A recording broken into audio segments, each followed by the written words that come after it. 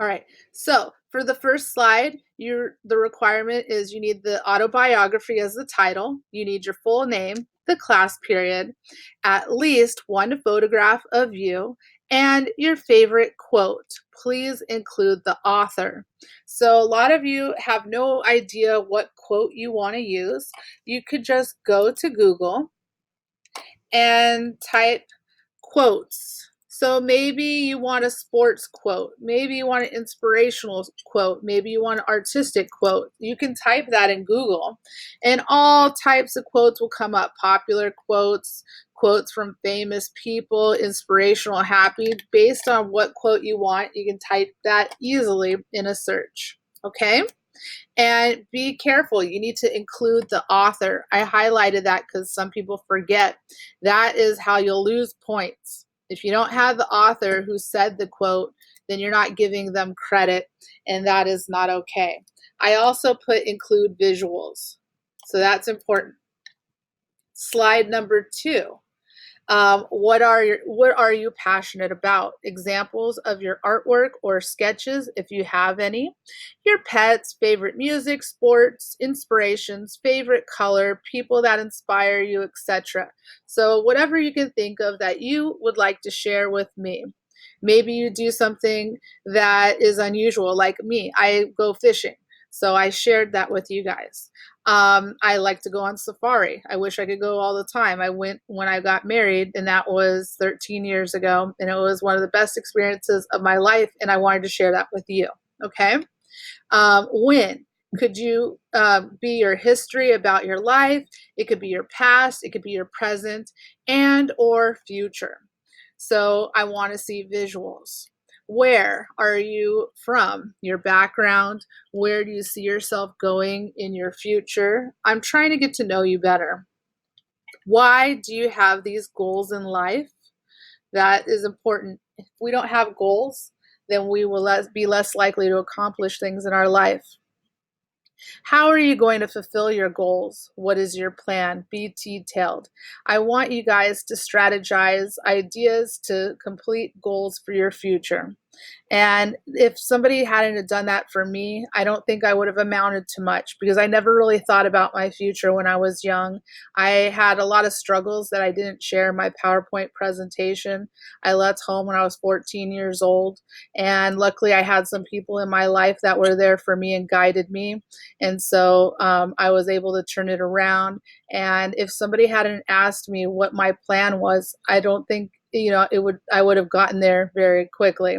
So I had to start brainstorming and thinking about that. And so I want to encourage you guys to do the same. And then at the bottom here, I will be giving you feedback and then your total points here. Does anybody have any questions right now? Okay. No. I'm going to go ahead and show you guys how to create a slideshow. So I'm going to a fresh new page. Here it says Google Apps. You click on that, and then you can go to slides. I'm recording this video so you can refer to it later. I want you to just be paying attention to me right now. I don't want you creating your slideshow right now. You can do that later. So I personally like to go to the blank one and start from scratch. Now, could somebody tell me how many slides I asked you to create? Let's see who is listening. 5. 5. Excellent. If you want, you can create a themed background right here. It says themes in this presentation. You can scroll through them. Ooh, I like the black screen. Oh, I like one with a pattern or bubbles or whatever it may be. Your design is up to you. This is going to help you show your personality with me, and maybe you just want your pictures to be the personality. That is okay too. Everybody has different tastes and styles. I'm not judging you on your taste and style. I'm judging you on the information that I put on the assignment grading rubric. Okay, I'm going to pick this loud one because I'm crazy. And if you want, you can do new slide, but from my experience, that doesn't work very well. Hold on 1 second. There's a chat.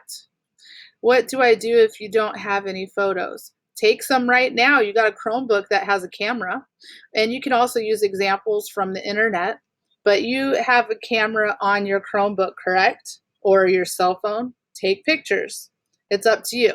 I'm old. I have a lot of history, and I happen to have some old pictures, so I was able to use that. That was a very good question. Thank you. Another thing that I was saying is we need to add 5 slides. So I'm going to go right here, and I'm going to right click, and I'm going down here where it says duplicate slide if I want an identical slide, which is what I want. And somebody already told us we need 5. 1, right click 2, right click 3, right click 5. So now I have 5 slides here. I'm going to show you another cool trick. Really important. Not all the information is here. You could change the background color by selecting background. You can change the layout by changing the layout here. These 3 dots right here say no. I mean more. Well, I don't know why I said that. So if I click more, it'll tell me more information. And then there's a down button. That down button is helping me figure out some other things that are available to me. For some reason, I do not see the text. Usually I see the text here, and I don't know if that's because I'm not full screen. I should be able to, oh, it's because I had to actually type something. So let's say this one is who, and I want to do bullet points. You can go to those 3 dots, and under the 3 dots, here's the bullet points. I am an artist. I am a pet lover. And you can just write a bunch of stuff. But see how they're very brief and to the point? And you can show examples. After you type it, you can highlight it all, and you can decrease the size of your font very easily. So that's something that you might want to do. Maybe you don't like the way that's formatted. I don't. I would like it all to be aligned to the left. I forgot to highlight that one, but you get the idea. Maybe I don't like my text box this big, so I can rearrange that. I can also, when you see the 4 arrows, that means you can move it up and down according to how you want it to look. So there's many, many options. It's kind of a rabbit hole. I think it's a lot of fun. So that's one thing you can do. I'm going to make my screen a little smaller because now I want to show you how you can play around with photographs. Let's see, where's my photos? Photos. So I have a little folder full of photos that I collected, and I'm going to double click it, and I'm going to grab my photo and stick it here. Oh, how embarrassing. Miss Brown, all annoyed and tired as a little girl. So that's great, but maybe I want to rotate it. Woo! It's up to you and your style, but you can rotate these things, you can flip them and do all kinds of stuff. So that's a cool, handy little situation there. Here I am with my fish.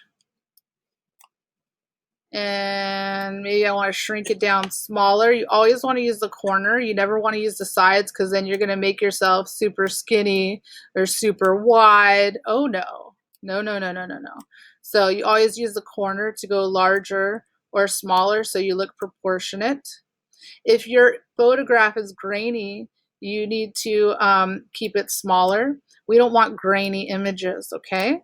You can rotate them and play around with them, but is there any other custom questions that I can help anyone with?